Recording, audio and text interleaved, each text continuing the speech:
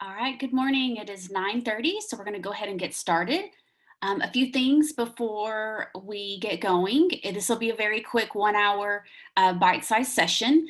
Just make sure that your name, your full name is displayed, and that just means that when you see your name in participants, it has your full name because that's how we verify attendance. And if we don't have the same name that you have listed in your ESC Region 11 account, then we can't give you credit. Also, I am recording, and we will be adding this to the the English Learner, the ESC Region 11 EL Learner Support YouTube. That's a lot of words to say. Anyway, it'll be uploaded in YouTube, basically. And we will use the chat box for communication. And be prepared to respond in the chat box. I'll have some places where we'll stop, and I'll ask you to respond in the chat box. And then we will, hopefully with time, if time allows, we will engage in a Zoom breakout room.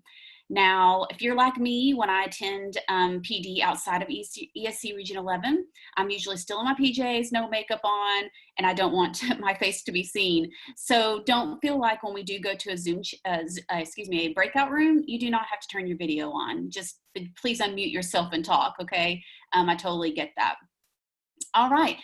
Also, if you would like to share your learning today, if you are on Twitter, that's my Twitter handle, and then I also run the Bilingual ESL. And at the very end, you'll see we now have a Facebook page also, so I'll be sharing that with you. But if you would like to share your learning, those are two Twitter handles that you can tag. All right, so let's get going. Also, while we're starting, just kind of, I know we're only together for a really short period of time, but in the chat box, if you'll just let me know, where are you coming from? You know, what is your role? So what district or charter school, and what is your position? What do you teach? I've seen several familiar names in the participant list that have attended some of my other sessions. So welcome back. Thank you for coming back. I'm assuming you've enjoyed the other sessions. So if you don't mind, just in the chat box, and kind of see where all we're coming from. All right, thanks, Carroll ISD, Birdville, Northwest ISD, Mineral Wells, Crum, Fort Worth ISD, Alvarado, Strawn, from all over, Lake Dallas ISD. Thanks, guys, for joining me. Louisville, Kennedale, Granbury. So from all over. I don't know about you, but I've really, really enjoyed these little bite-sized sessions or doing PD this way, because I can reach so many more people than I can when we do face-to-face. Today at this time, we have about 46 people with us, and it may climb in just a few minutes, but it's been great because we've had as many as 200 and 300 that have attended, and so I just feel like I get to reach more people. So thank you guys for joining me. I'm seeing all the way from elementary to middle school. So thanks, and welcome for coming, or welcome to the session, sorry. Still early this morning, I haven't even finished my first cup of coffee. But welcome to EL Newcomer Survival for students and teachers. So today, hopefully you'll walk away with a few things that will help you as a teacher, but also your students, or you may walk away with affirmation like, you know what I was already doing is what I should have been doing.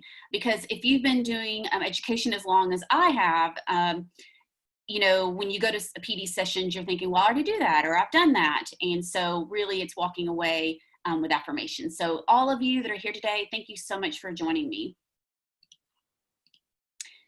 So this is me in a nutshell. I have pre-K-12 experience. I've been a classroom teacher, elementary and middle school. I've been an ESL specialist from elementary to high school. I've worked 8 years at the district level as both ESL and bilingual coordinator. And I've been at the service center, just finished my first 3 years. The first 2 years, I was an instructional content coach. And so I would go into classrooms and coach teachers. Did that at all levels, mainly stayed at secondary. And then now I'm the ESSA team lead. And ESSA is the Every Student Succeeds Act, and that includes bilingual ESL. I have been in education 23 years. I am married to a teacher and a coach, so I still am connected to that world. I'm a soccer mom and a mom of 3 kids, one that just finished her freshman year at OU, I have one that's going to be a sophomore and one that's going to be a third grader. So a girl and two boys, lots of fun. So welcome, and I'm glad that all of you if you just got here, feel free to type in the chat box where you're coming from. I'd love to see who else is joining us today. So if you see me kind of look off to the side this morning, I have my iPad up just with my slide deck there too, so I can look. So I'm not getting distracted. I just want to make sure I stay on cue. But our objectives this morning, I'm considering ways to help newcomers and teachers survive in the absence of language, and discover ideas and resources to support newcomers and teachers. So remembering too, that when you walk away today, I want you to know throughout the morning, I understand that you all are coming from different classroom settings and different expectations for your district, and I understand that. So I hope that you can take what we talk about today and adapt it for your situation. All right, so we're going to start off with our first Zoom poll, and I want you to think about when you think about teaching newcomers. So that means our students that come in, they have no English. And a lot of times they come and it's a language that we don't have anybody that speaks that language. Where do you think that you fall in that? And so gosh, I'm really fumbling over my words this morning. Sorry, guys. I'm going to project our first poll, and I want you to respond. Okay, so I'm going to launch it, and you'll be able just to respond on your computer. So you should be able to see that there. So when thinking about working with our newcomers, how are you surviving as a teacher when it comes to supporting them? Are you sinking like, oh my gosh, I just don't know what to do? Are you swimming with some floaties, so you've got some support, or are you, swimming without any support needed? I'm good to go. So I'm going to give everybody an opportunity to respond, and then I will project the results.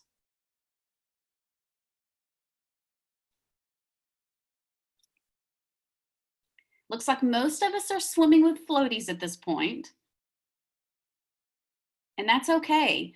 If you've heard any of my other sessions, we all start off as beginners in whatever it may be. It doesn't mean we stay there.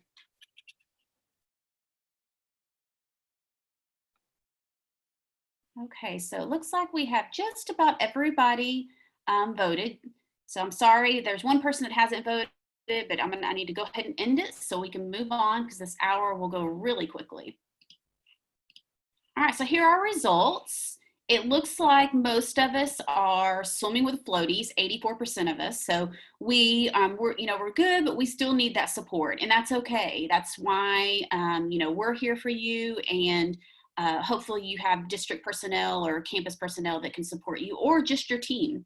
And it looks like 7% of us were sinking. We just don't even know where to start and what to do. And then about 9% of us are swimming without any support needed.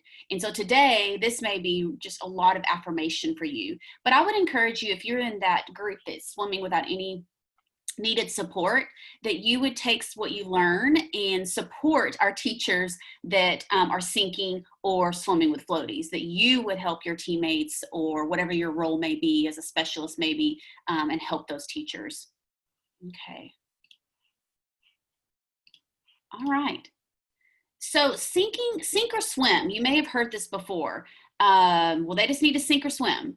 This is really not an option for ELs. It's not an option for any student, but it is not an option for English learners. When they come here, they are trying to learn to acclimate to the culture, our country. School looks, doesn't look the same in every country. They're also trying to learn just that social language, the social cues, as well as the academic content, that we're throwing at them. So there's a lot to learn. In the in US classrooms, there are over 400 languages spoken. In Texas, there are over 120 languages spoken. And sometimes those languages are languages that do not have a written language. They are languages that you cannot find a dictionary for or any type of translation help, because maybe they're a particular dialect of a country. So we have, a lot of different groups of students, and the sink or swim mindset is just not an option. And what can we do to support those students? So we're going to use the chat box to respond here, but have you ever visited a country in which you didn't speak the language? What helped you survive? So I want you to use the chat box and I want you to respond. What helped you survive? Okay, so, when I go on vacation, and some of you say, no, I have not ever. So if you're a no, like, I've never visited a country in which I didn't speak the language, I want you to consider what would help you. For me, typically we go on vacation and it's, the beach. And so it may be a South American country. And so I speak Spanish and so I'm good. But 2 summers ago, my husband and I went to Paris, France, and I don't speak French. And it was very hard and very frustrating. And so in the chat box, just tell me what helped you survive if you have visited that other country. If you're somebody who hasn't, take a look at the chat box. What are some of their suggestions? And I'm going to take a look myself, and I'm going to kind of read through what some of you have said.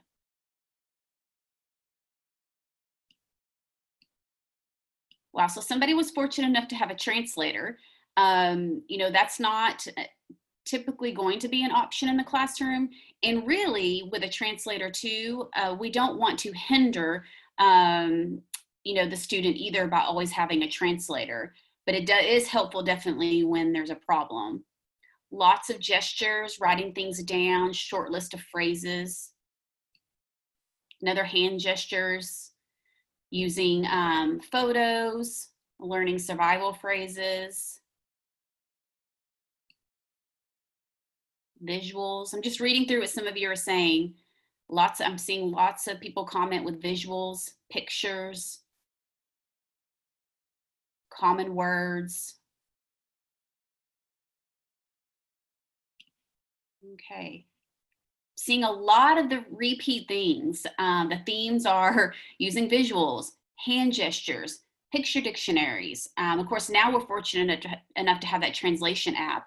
I will say that for me, when I was in France, the translation app on the spot didn't help me when I needed it, talking to a person, because they didn't have the patience to wait for me to use it. So it did not, really serve me well. It did whenever I was trying to figure out which train to get on and such, but on the spot it didn't, because would get so nervous that I would clam up. Okay, so a lot of themes are a lot of the same things. We need visuals and pictures. So ways that teachers can help newcomers survive. These that I'm going to show you, they are not an exhaustive list, okay, because there are many things that we can do, but these are just a few that I thought I would share with you. Teaching keywords or phrases, which some of you mentioned in the chat box. Survival language. Teaching our students how to ask to go to the restroom. Showing them where the nurse is. Teaching them the phrase of, I'm sick, and helping them understand where to go when they need help, the bus, lunch line, all those very scary things. If you don't know the language, those survival pieces would be very important. Also, one of the first things I would teach my students is I would teach them, I don't know. So I would try to find it in their native language if I could, but and if I couldn't, then I would just use hand gestures and shaking my head, but teaching them that phrase, I don't know. Because what happens often is teachers will talk to a student and the student smiles, shakes their head, and you think, oh, they've got it. But they don't. They don't understand what you're saying. They're just trying to be polite. And even I find myself doing it sometimes in Spanish when I don't know what they're saying, but I'm trying to be kind and polite. I just shake my head and smile, but they think I have it and I don't. So I don't know is one of the first things I teach. Smile and show empathy. That is one of the number one most important things that you can do. When they see our face and it looks maybe like we're not happy or mad, they think that we're mad at them. And that's a very uncomfortable feeling when you don't have the language to express yourself and you don't understand what your teacher is saying. So smiling and, just saying, it's okay, and making them feel comfortable. If you've been with me in other sessions, I've mentioned before about my summer in Costa Rica as an adult, going to classes in Spanish, and my professor was not nice and she did not like me asking questions. And I knew, as this was as an adult, like 9 years ago, And it made me feel very uncomfortable, and I no longer wanted to ask any more questions. So smiling and showing empathy is very important. Also, speaking with hand gestures, using your hands to point, and to, whatever it may be, just to explain something. Hand gestures are very, very important, because if I can't follow any of what you're saying, but at least I can kind of follow what you're asking me to do with hand gestures. Also, speaking slowly and clearly. And I don't mean slow like open your book. I mean, nothing that, is demeaning in any way, but we often speak fast.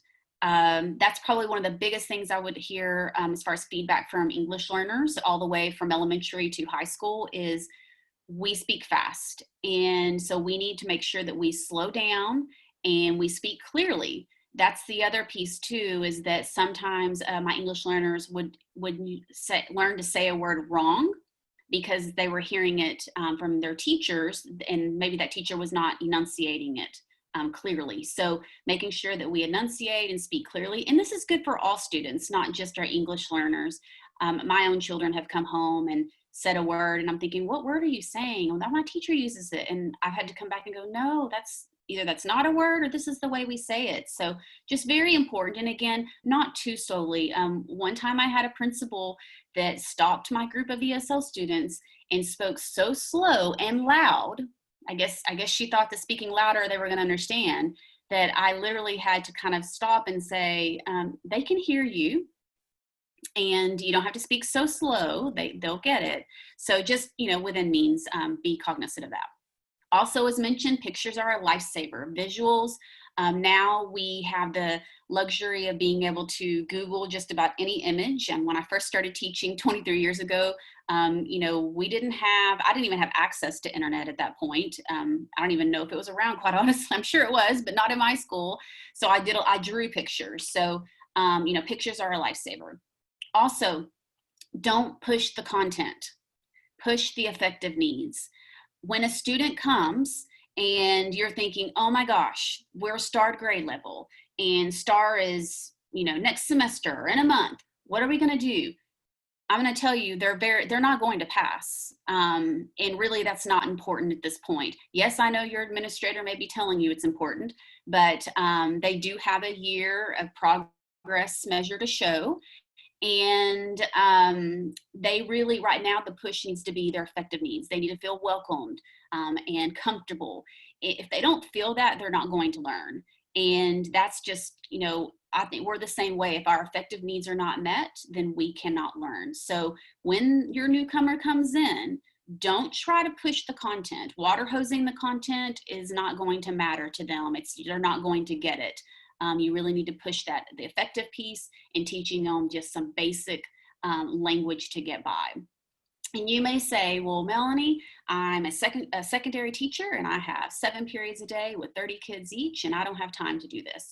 I would just ask that you go and double check on this kid, and hey, did you understand? Or just, even if they don't understand a word you're saying, just that they can see that you are welcoming, and that they feel accepted into the classroom.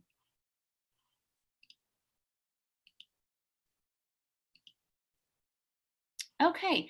What do you, use to guide your instruction? So here I want you to use the chat box again. When you think about what do I need to teach? I'm a 7th grade science teacher, or I'm a 4th grade, all contents teacher. What do you use to guide your instruction? So I want you to use the chat box and put in the chat box what you use to guide your instruction. What is it that you use?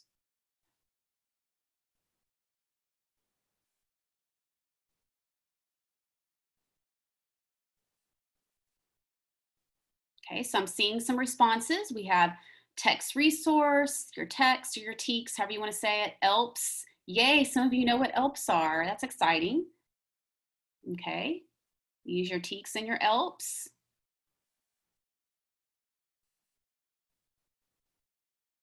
Okay, so I've got pre-K teachers in, so they're here, so they're using the pre-K standards. IEP, if you have a student who is also being served in that program.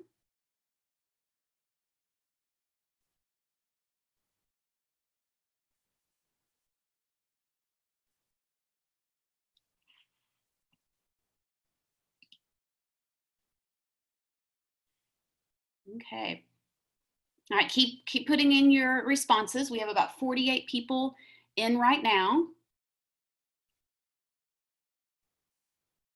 So we have a variety of all over. So it looks like, we must have some that maybe you are the dyslexia specialist. I see Esperanza as one of our resources. Most of you are saying text resources and your ELPs, and then a variety of other resources as well. And guys, I know some of you have messaged me about being kicked out and coming back in. No worries. I understand right now with the rain and everything going on and your power out. Please don't worry. I'm actually surprised we have 48 in right now. We are supposed to have about 66, but I was worried that the rain might keep us out. Okay. All right. So keep responding and telling me what it is that you're using. And oops, someone got a hold of the marker on here. Sorry about that. So most of you are using your TEKS, which is what we use to guide our instruction. But we use ELPS for our English learners, the English Language Proficiency Standards.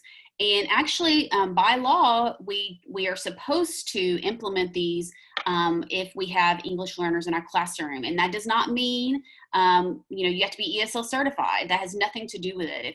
Just like you are required to follow the TEKS or the pre-K standards, you are also required to follow the ELPS. And so we're not gonna go deep into that because we're already almost at 10 o'clock and that's a whole nother session. But so what do you use to guide your instruction? For our English learners, we're going to use not only the TEKS, but the ELPS. And it's going to be really, really ELPS heavy whenever we're talking about our newcomers. So the TEKS equals the what. It's what we need to teach. So whatever our content is, or grade level, that's the what. The ELPS are the how we're going to teach it. We're going to teach it through listening, speaking, reading, and writing. And here's the beautiful thing about the ELPS, that you can do this with all of your students. All of your students will benefit from them. And if you're, ever have the opportunity to come to a full day session with me, in some of our sessions, we dive a little deeper and we look at those ELPS and we realize all of our kids need these things. This is not just for English learners. And if you are an ELR teacher, then you know that some of that listening and speaking, those things have now been embedded into the TEKS. So we're starting to see more of an emphasis on that. It is my personal and my professional belief that your speaking piece is probably one of the most important components of learning, because the ones doing the talking are the ones doing the learning. And when we can speak, we can write well, and that communication is very important to even beyond the school experience. So we're going to take a look just at a few of the expectations. So these are learning expectations or learning strategies. And one thing I didn't mention is that I will send a follow-up email with all of the resources from today. So what I'm about to show you, I will send you the link to this so you'll have everything that you need. So don't feel like you're blindly watching and I don't know where this is coming from. I will send you everything. But here's just, these are from the ELPS, and this gray section is from a larger section that I'll send you the link to, but these are learning strategies. So using that prior knowledge to learn the new language. We want the student to be able to look at their L1 or use their L1 first language to their L2, which is their second language. It is important that they can do that. I don't know about you, but if you've ever learned that second language, it's very important for me to go, what is it in English? Oh, okay. And now I can bridge the two. So it's very important to do that if you can. Monitor language with self-corrective techniques. So teaching them how to, self-correct and monitor that. Using techniques to learn new vocabulary, speak using learning strategies. And these things we have to teach them. They're not automatically going to know. Use and reuse new basic and academic language to internalize it. This is where that speaking part in your classroom, regardless of what grade level you teach and regardless of what content you teach, it's very important to build in structured opportunities for conversation. And what I mean by structured is when I say go, you have 30 seconds to turn to your partner and use this sentence stem and explain, whatever it is. Very structured, like there's time stamps and step-by-step what to do, because otherwise the classroom can get chaotic. And I can send you some resources on how to do that too. I'll include that in the email. But this is where our students have to use the language. If they do not use the academic language, they will not internalize it. And I don't know about you, but my feeling is that most students do not or are not successful on STAR or any type of big time assessment because they don't have the vocabulary. And that's because in the classroom, we're not letting them use it. We tell them, here are the words, here's what it means, but we don't actually embed activities. So being very intentional with that. Using accessible language to learn the new language, distinguishing formal and informal English. That's where we're talking about our academic and our social language. And then expand the repertoire of language learning strategies. So again, you've seen repeated things about language learning strategies. We have to teach them that. We have to show them things that they can do to learn the language. So here are some listening pieces that distinguishing sound and intonation. I know you may be saying, I am a US history teacher. I don't have time to be doing this. But when when you go and check in on kids, when they're talking, you can always support them in these areas. So this is where it's very important about us speaking clearly. Recognizing the English sound system and the new vocabulary. So if I speak another language, let's say Arabic, or I'm just throwing one out there, then I need to know the sounds of our alphabet. Learning new language heard in the classroom interactions and instruction. A lot of times when your newcomers come in, they will learn that frequently heard language. So stand up, open your book, line up, whatever it may be quiet, no talking. These things that we say over and over in class, they'll begin to learn those that language first. Monitoring, understanding, and seeking clarification. Your newcomers, real newcomers, most of the time they're not going to be able to seek clarification because they don't know how to say it and they don't know what to ask. Using visual contextual linguistic support to confirm and enhance understanding. So us providing visuals and linguistic support to help them. Also derive meaning from a variety of media. So again, we're talking about listening here. Understanding the general meaning, main points and details, implicit ideas and information, and demonstrate learning comprehension. Okay, these are the listening expectations. Your newcomer will not be able to, was not going to walk in having all these, but this is a good guide for you to know where to start with that student and where they need to go. So our speaking, again, I'm not going to read through all of these. I'm just going to kind of touch on some because I'm going to send this to you, but practice using the English sound system. So again, we're speaking, so they need to practice using the language, using new vocabulary. We also need to be intentional about how we teach vocabulary. Explicit instruction is important. As a newcomer or as an English learner in general, you cannot expect me just to read the story and within that context understand the word. So it's very important to either to explicitly teach vocabulary, and you could either front load it and come back and review. Is very helpful too. I like to do, when I was in the classroom, I would find out what's going on even when I taught middle school. I taught ELA, but I would go to my science teachers and say, hey, what are you guys going to be covering in your next unit? And I would pull the vocabulary and kind of share that with my English learners to kind of front load it so they could be prepared. Using grade level content area vocabulary, again, that's something that's going to come with time. Ask and give information, express opinions and ideas and feelings, narrate, adapt spoken language for both your academic and your social, and respond orally to information and media resources. Again, your newcomer will not have this, but it's good to have a blueprint to know what the expectations are. Okay, so reading, again, learning relationships of sounds and letters in English. Direction, not every language reads from left to right. So helping them understand that. Sight vocabulary, language structures, visual and contextual supports, comprehension, reading silently with comprehension. You see all these different things about the comprehension. Your newcomer will not have that. it is okay to let your newcomer read in their language. If they have a book or your library has a book in that language, it is okay for them to read that book. There are also lots of online options now where you can find books in different languages. So it is okay. It is, you let them read in their language. They're still building that first language reading comprehension, and that will transfer into the second language. Eventually, they will learn to read in English. It will happen.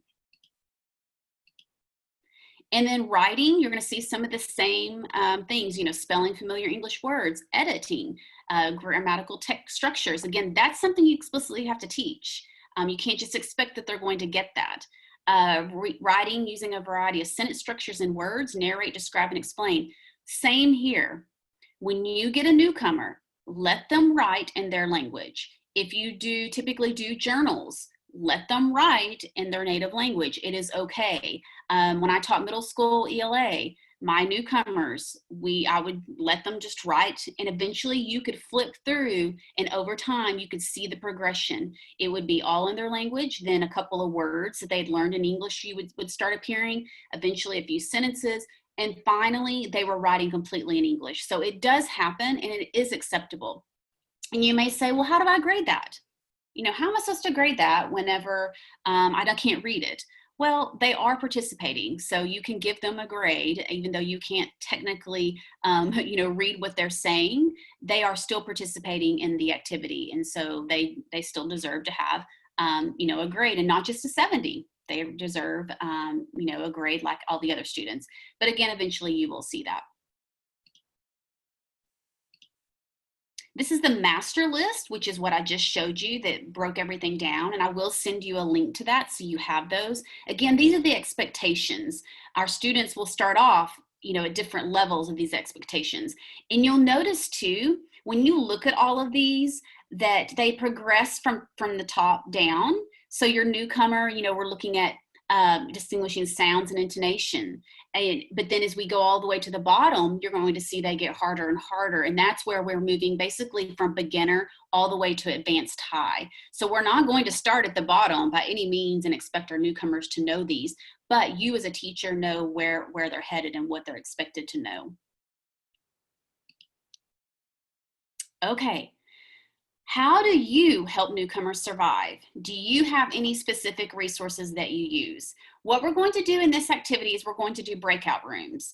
So I'm going to, if you've never attended a breakout room, there's nothing you need to do except when you get in there, unmute and talk. And you don't even have to turn on your camera if you have not, you know, if you don't feel like you're presentable for the day. And that's okay too. So what'll happen is I'm going to minimize my screen and I'm going to sort all of you into breakout rooms. So you'll have to be patient with me as I start putting people in rooms. Once I send you to the rooms, when you get in there, I want you to introduce yourself. You know, hi, my name is Melanie. I'm from ESC Region 11 and I do this. And then just real quickly, share, you know, how do you help newcomers survive? What are some things that you do? And the reason that I'm having us do this is because we, together we learn so much more than you do just listening to me. So maybe there's something that some of you do that I didn't mention, or you have a specific resource that you use. So you'll have that opportunity to share. I'm going to put us in there. I'm going to try like 3 minutes. If your group finishes before the time is up, because it'll just automatically send you back to me. I know it's an awkward silence, so feel free just to turn off your camera and mute and wait for me to bring us all back together, okay? All right, so here what we're gonna do, as I just mentioned, is I'm going to put us in that breakout room.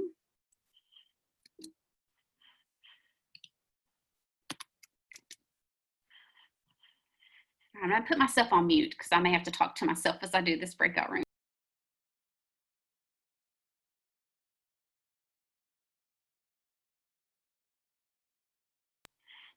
Okay, so I'm gonna start assigning you guys, and I'm gonna put about 3 people in each one.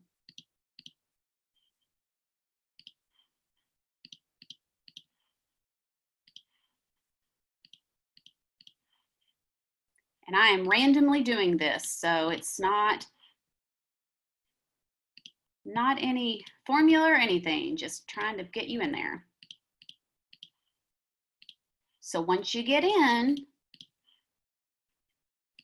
share who you are.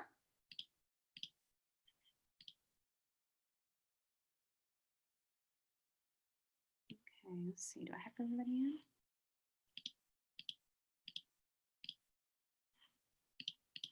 Sorry guys, I was having some technical issues. Thank you for being patient. So I'll wait to get you all in. And you may see me pop in and out. We'll come and see how it's going.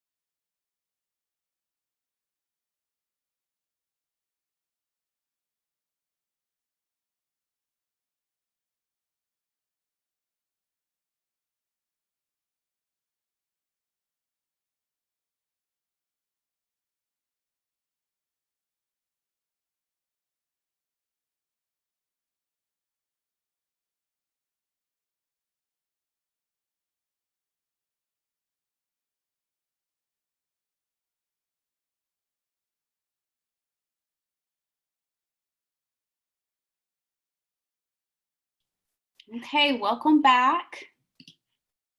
No, that wasn't a whole lot of time. It's kind of hard with this only being an hour session. And I know some of you got kicked out maybe during that time and you weren't put back in a room. And I'm sorry if you missed out on that opportunity. I've heard several good things. I wasn't able to get into everyone's room, but what I did hear is some of you actually made cards of some of those phrases. Another great idea that I loved, and it was a secondary person sharing it, which I loved because I used to do it at elementary. So I'm glad to hear secondary does it as well, but taking a tour of the school and showing the new student, the newcomer, all of the different places in the school, as well as meeting the principal and assistant principal, or that the counselors, whomever. So that's a really great idea. Even using back, this kind of shows my age too. I would check out the camera that had the floppy disk in it, or the little disk in there from the library, and I would take my group around and we would take pictures and make a little book. And so, if you do teach younger grade levels, and it doesn't hurt with the older kids too, to take their phone if they have a phone and use it that way. So great ideas. I wish that we could have had more time together to share. At the very end, I'll go ahead and tell you now, if you've not been joining the Region 11 ESL teacher or bilingual teacher collaboratives that we've been doing since April, I would highly encourage you to join us, because this is another great place that you can join and hear great things that are happening. Also, someone posted a Saddleback. I'm assuming maybe it's a resource, but Saddleback also has great webinars. Yeah. I've been attending most all of their webinars. In fact, I'll be attending one tomorrow. So I would highly encourage you to check out theirs. I was actually one of the first webinars, featured on one of the first webinars that they did for our ESL resources. So anyway, great ideas. Thank you so much for sharing, guys. And feel free, if there's resources you shared and you want to put them in the chat box, please do so. This is one resource that I'll send you the link to. You see I have the QR code there, but this has been about 3 years in the making. It's the English Learner Resources. I had a call from a district that said, we don't have any money to buy anything. Do you have anything for us? So I created this Google site for them, but now it's for everybody. But it has listening practice, speaking, reading, vocabulary. It has lots of different resources on there. And this is a living document. So I continue to add to it. And if you have a great resource that you think should be added to it, please do not hesitate to email me and I will add that to the Google site. But again, I will send the link to this in the follow-up email. All right. Teacher awareness. This is another thing to really think about. Some of you, actually a lot of you, I feel like I'm hearing through either the chat room or the chat box or the breakout rooms, that you have experience working with English learners. This is not something so new to you. And maybe you're just looking for some new tips. But here's a few things, and again, not an exhaustive list, but knowing your students. It's very important that we know what their story is. Are they a refugee? Are they an unaccompanied minor? What is their situation? Or are they coming from an affluent family? They've moved here. I had students who came often from Japan because their father or mother was at a high level position at one of the companies out here in North Texas. So we need to know their story, and that helps us work with students. You've heard me, if you've been with me before, you'll hear me repeatedly talk about my 2 refugee boys who had were on a boat for about 21 days without food and water. When they got to the US, they were just glad to be alive. So content was not important to them at that point. In fact, our truancy officers that we have in our school districts most often talk about the students that they are going out and visiting are refugees, because they are just so happy to be here in the US, and why do I need to go to school? So knowing your students, also being aware of that, again, kind of goes along with it, being aware of the social emotional needs, any possible trauma, what they experienced. Any student we get, regardless of an English learner, may have experienced trauma. We may have experienced trauma. So that's very important. Our bilingual ESL teacher collaborative this week is combined on Thursday, and it's Thursday at 10. And that will be covering this very topic right here. So I'd love for you to join us.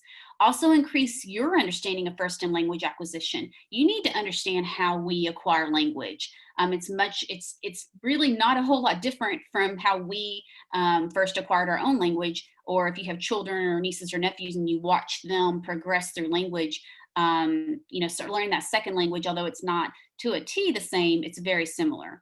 Also, students need to practice. We cannot expect them to get better at any of these things, listening, speaking, reading, or writing, without practicing every day. And we can do that. That is possible to do when you teach a 45-minute period. Whenever I was an appraiser and would go in and observe my ESL teachers, that was the expectation, that I see those components in their lesson, and it can happen. It doesn't mean you have to write a novel. It doesn't mean you have to read a novel, but those things need to be practiced. Also increasing your understanding of English language proficiency. The BICS, that's the basic interpersonal communication skills. That's your social language. The playground language is what we call it. And the CALPS, that's the cognitive academic language proficiency. That's the academic language we use in the classroom. So you, as a teacher, need to be aware of those two factors in learning English as well. Also using strategies that match the student's language proficiency. And I'm going to show you a few, and I'm going to send you the resources, but that's very important. Understanding the language assessments that are administered to your students and the meaning of those results. So as of last year, statewide, if you have any new students that come in, the entire state is going to be using loss links assessments, and pre-loss for pre-K and K, and loss links for your upper grades. In the past, there were a variety of tests. Districts could choose off of a list of what test was used.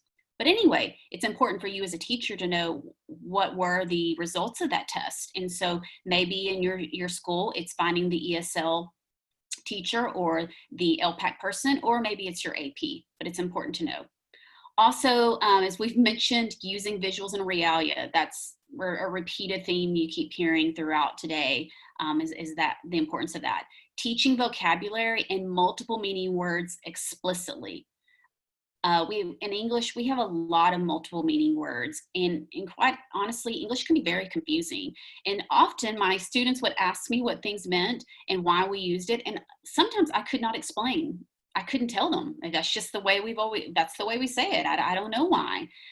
So just make sure that you're very intentional about your vocabulary instruction and multiple meaning words. So teacher support. How can you either help your colleagues, your team, or if your role is to support teachers, what are some things that you can do? Again, not an exhaustive list, but providing teachers with the student's background. So it was important when I had the refugee boys to let the campus know, these students have experienced this. Letting teachers understand what their background is will be very helpful to those teachers. So if you are one that's nosy like me and would ask questions, if I'm the science teacher and I know this, I need to go tell my teammates, hey, I don't know if you have, Melanie in class, but she, this was her experience prior to her coming here. So this is how we can support her. Also, if possible, providing translations for basic language and content if the student can read their home language. Not every student comes being able to read or write their home language, but if they can, this can be helpful. In middle school, what I like to do is I created like a little notebook for every content, and I would find basic words for science, math, social studies in their language and translate. So that was something, and I just Googled for it and would create that. Now, there's so much that's digital. You could almost do a Google Slides and share that with the student. There's so many things that you could do, in lieu of paper. Also providing the teachers with the student's proficiency and specific strategies for that proficiency. So if you're the person with the knowledge and then it's your role to share with colleagues, hey, Melanie's at, advanced proficiency level. Here are some things that you can do to support her with English proficiency. Also looking at activities for students that are appropriate based on proficiency. When you have a beginner, it may be they're copying off other people, and I get a lot of raised eyebrows whenever I say that. But with the students another student's, okay, then letting them practice writing words and looking on with someone else. If I went to Japan and I was trying to write in Japanese and I've never done that before, it would be very helpful for me just to look onto someone else. And again, that will vary between grade levels, and making sure that you speak to another student about that. But just making sure your activities do align with the proficiency. So maybe drawing pictures or labeling, using concept maps. I'm a thinking maps trainer, and I loved using thinking maps as the activities. So that's one avenue you can use. Also, if you are someone who does have the knowledge, it really is your job to share it. We want to share our knowledge. So if you have knowledge about working with English learners, I would encourage you to find ways to provide mini PD sessions, or, in a staff meeting, or maybe it's in a weekly or monthly email, putting resources in teachers' boxes, or during a PLC or staff meeting. How can you support other teachers if you have that knowledge? Whenever I was still on campus, I often sent like a Tuesday tips, and would send out all the teachers, hey, here's some tips or some cultural things you need to know. And I would put things in teachers' boxes. So just trying to be a support how I could. So what does a sheltered classroom look like? This is a snippet from a resource that I'm going to send you, but this is linguistically accommodated instruction. And you'll notice it says ELLs. The ELPs are actually being revised, and a lot of the old resources, which this is one, will be revised to now say English learner and no longer ELL. In Texas, we no longer use that term, even though they're the same thing. But our instruction, our curriculum should be communicated, sequenced, and scaffolded. What does that mean? So comprehensible input, using visuals, total physical response, that's using your hands, gestures, and your body, clear explanations, speech appropriate for the language level, and using native language resources. Sequenced, that's instruction that's differentiated to align with the progression of their language development. The goal is for a student to go up one level per year. So if they start off as a newcomer this year, the goal and the idea will be they moved to intermediate, advanced, high. So technically beginner, intermediate, advanced high, you're looking at 4 years to make it, beyond advanced high, and maybe no longer need our services. Now, there are lots of factors in there. There are factors, they may have a disability. Maybe their personality or culture. So there's lots of different things that could be factors. But really looking at differentiating the language and content instruction, targeting targeted use of supplemental materials. And you may say, well, we don't have any supplemental materials. We're a tiny district or charter school, or we just don't get anything. I would hope that some of the online resources that I'll share with you will be helpful. And again, going back to pre-teaching vocabulary, it's necessary within interaction or a classroom task. Scaffolding, I like to explain it this way. As an English learner, when I'm learning English, it's like I've broken my foot and I have crutches. So I have crutches, I have a cast, but eventually the cast comes off and I get a walking boot. And then maybe I don't have to use my crutches anymore. And then eventually I just had the walking boot. And then after a while, I no longer need the walking boot. But all along, I'm still going to therapy. I'm going to physical therapy to strengthen my foot. And eventually, I no longer need to go to physical therapy, and I can go out and I can walk. And then eventually, maybe I can ride my bike, and eventually I can run. So if your EL doesn't have any other factors involved, such as a learning disability, dyslexia, or such, then that's kind of a progression. It's the learning, their progression towards English is scaffolded. And so we need to really think about when we're talking. So we paraphrase, we give a lot of wait time, check for understanding. Also moving from that whole class to group to individual. Okay, and that's the gradual release you've probably heard of before. So it's modeling, the teacher modeling how to do it, then it goes to group work, and then an individual task. And then providing students with concrete structures such as sentence and paragraph frames. This helps all of your students. It helps them with speaking and writing. And this is what how I like to explain it to teachers. Many of you more than likely when you change jobs and you needed to redo your resume, you probably asked for someone else's resume to use as a model. Or maybe so you have to send a very important email. And so you ask someone that you know who's had to send those emails and, hey, can I use your email and put in my information? So think about it that way for your English learners, and it really all students, frankly, but just to give them a very structured example where they can just plug in here and there and keep, and with every type of writing you do, and then eventually they will no longer need those scaffolds and they can put in their own information. So using sentence and paragraph frames are helpful for both speaking and writing activities. Here's another example. This is beginner, intermediate combined, but this shows what the teachers, what they can do in listening, speaking, reading, and writing. And I'm not going to read through all of these just because we only have 4 minutes left. It goes by so fast. But again, I will send you, there's the QR code, and I will send you a link to this. But you can see at that beginner level of what the different pieces that can be provided by the teacher to help that student. And so what can you do to help? Here's some other things. This is another resource that I'll send to you. These are teacher behaviors. So you can see in the beginning, all we've been talking about it, gestures, speaking clear, providing clarification, even when they don't ask, going and checking on them. Respecting the silent period. A lot of students will remain silent. If you, especially at secondary, it is, you're very self-conscious and you don't want to say anything wrong. And I do it now as an adult in Spanish. Often I will stay quiet.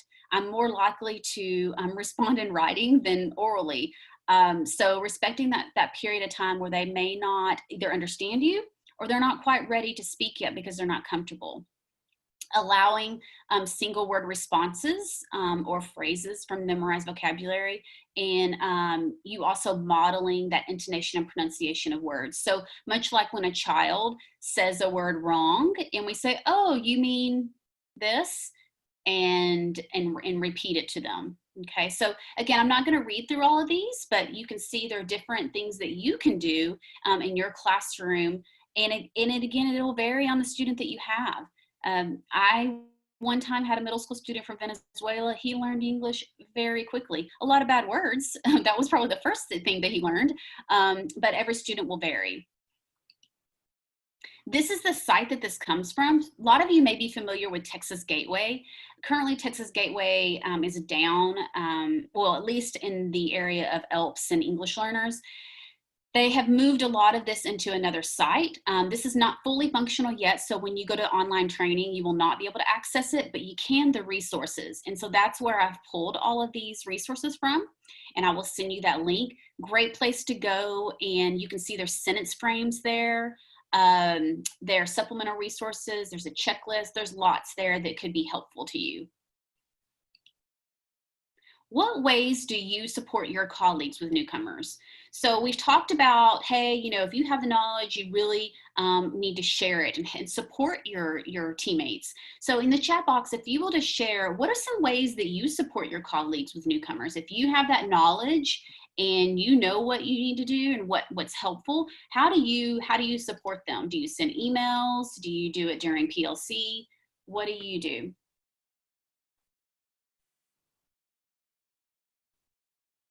I see a lot of people are talking about Sidelets. That's another great place to go for webinars. A lot of them do have fees associated, but another great place. Okay, so I see some are saying I check in frequently, front-loading vocabulary, in-class support. And here's the thing, those things are great. Like if we take that on and we support them in class, but we also have to, I hate to use the word educate, but we just have to share that knowledge, not just do it with the student and support that student, but also share it with the teacher so then they can continue, on that sport, because maybe they don't have you in the class all the time with them and they can continue those things. So resources, again, looks like PLCs. I also like this. Someone says they talk to the special teachers, PE, music, and library. It is very important that you communicate with not just the content teachers, but all staff when a newcomer comes in. So when they see that student that's not doing what they're supposed to be doing, or just staring at them with like a deer in the headlight and in headlights, then they understand why. So sharing strategies, resources, sharing sites, great ways to support teachers. Even creating a Padlet with resources there, or a Google site for your campus by content where they always have a place to go. All right, and checking in frequently, yeah, to see if they're are they making progress? Are they able to support? How can I help you? Is always very helpful.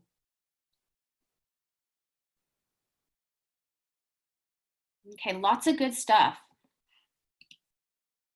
All right, so now what we're going to do is I'm going to stop talking so much and allow you to use the chat box to ask any questions. So what questions do you have for me this morning before we kind of round up our time? Because we're already past time. I didn't realize that. So real quickly, are there any questions in the chat box? And I may kind of quickly move on and look at the chat box at the same time. Okay, sorry to hurry us along. I'm always over time. So here's our last poll. And this poll is really just as a metric for me and the service center to know if this type of PD was helpful, because I am planning out the sessions for fall and spring and looking at, how we will what we will offer. Will it be virtual? How's it going to look? And really not sure yet. So this is just a good way for me to kind of see if this type of session would be something that should be offered again. So if you don't mind responding. And it's so hard in 1 hour to really, share everything and practice. So I hope that someday you have an opportunity to come to a face-to-face session.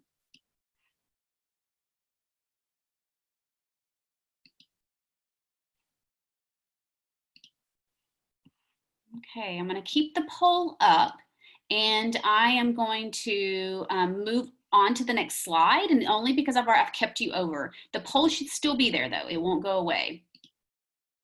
So this is our new logo. I'm so excited that I just had created for EL support at Region 11.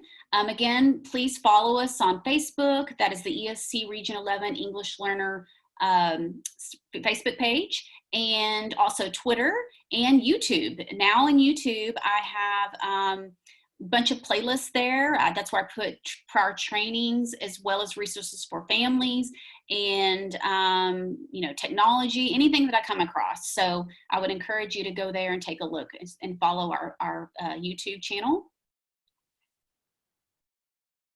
I'm going to keep the poll up because several are still voting.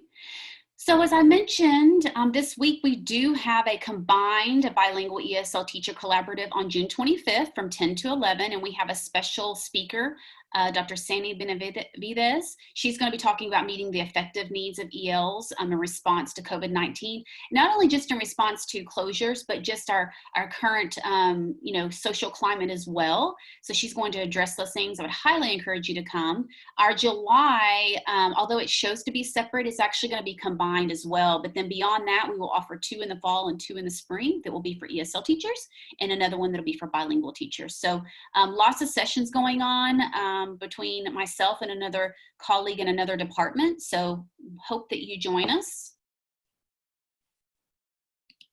Still have about 7 people who haven't voted, so I'm going to keep it up. This is artwork that I am going to share in all of my sessions. I had permission from the artist that I could promote this or share it, but it really spoke to me about it's just all together, the saying all together now, that you can make a difference, that all of us together, that we can make a difference in our classrooms, and it's up to us to do that. And I know that you are doing the best that you can, and this situation has not been ideal. And we don't know what's to come, and so it can be very nerve-wracking. But I just want you to know that I'm encouraged by so many educators that have joined me, willing to learn, and just knowing that all together we can make a difference. And finally, this is my contact information. And the link, or I'll send it with the link in the follow-up email, but this is the QR code to our ESC Region 11 site. Has both compliance and instruction, as well as a parent page on there. And then if you have not been getting my Succeeding in a Diverse Classroom s'more, which is a newsletter, then feel free to email me and tell me that you would like to join it, or you can follow that link that I'll send in the email, and you can follow that page or that s'more. But every month for the last 3 years, I've been putting out this s'more, and just with ideas. I do not blog. I make it short and sweet, just giving you some instructional resources, as well as any new techie cool tools out there. And so I would encourage you, if you want to be a part of that newsletter, to please email me with your email address, and I will add you to that group, and you will get it in your inbox every month. Or I also tweet it out and now put it on Facebook. And oh, thank you, Dana. So someone said they like the newsletter. Good. I'm glad, because you never know if people really are impacted by it or not.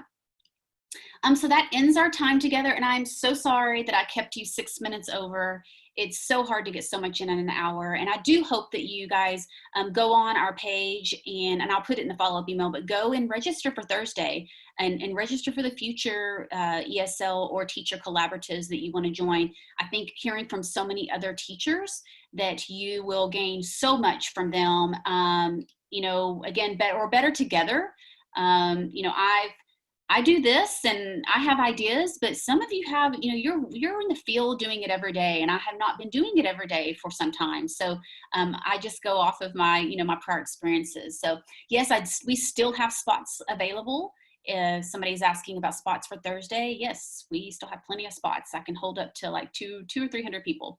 So again, thanks for answering this poll. I appreciate your feedback, and have a good rest of your day. It's still pretty dreary outside, but thanks for joining me. As always, some of you keep coming back, and thank you so much. And I hope to see you all soon, and just enjoy your well-deserved time off.